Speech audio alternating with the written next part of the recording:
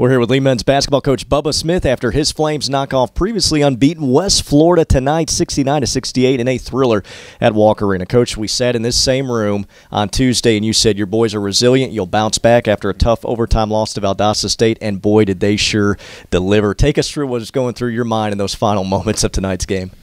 Well, I felt pretty good down the stretch, and I thought, we just kind of finished it with a couple of free throws at the end and make it a two-possession game. I felt pretty good about that. We made it interesting, to say the least. But, and again, boy, I'm just really proud of our guys of how they just continue to respond. The next step for our team is to get out of a mode of where we're always having to respond next. Let's get more consistency. And so I'm proud of our guys. I thought some guys stepped up and had some big moments, and Ryan, Cody Jones, and Parker, those three guys specifically. And but we did things enough in the second half to win the game, which is we got stops, we out-rebounded them, we took care of the ball better, we executed on the offensive end, and that's what you got to do to win close games. Cody, coming off a tough loss on Tuesday, boy, did you guys bounce back. What do you think was the key for you? Because you really seemed to be in a nice rhythm coming off the bench tonight. Right. That was something we came in. I talked to coaches earlier in the week about coming off the bench and to get a better flow of the game. I hadn't been shooting the ball as well as I wanted to.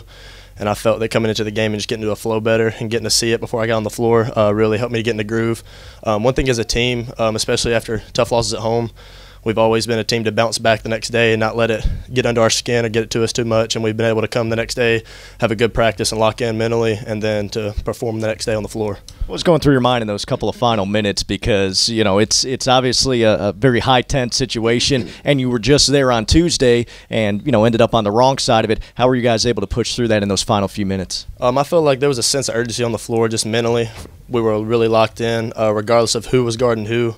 I felt everybody did a good job of getting to the guys who were open and getting to the guys who were threats on the floor, especially number 4, Marvin Jones. He does a good job of shooting the ball, has a high elevated jumper. We were really big in finding him in the corners when we were in our zone. And I thought each guy that played that bottom side did a really good job of finding him, and then also finding Thorpe as they were running baseline and going back and forth. They did a really good job of that.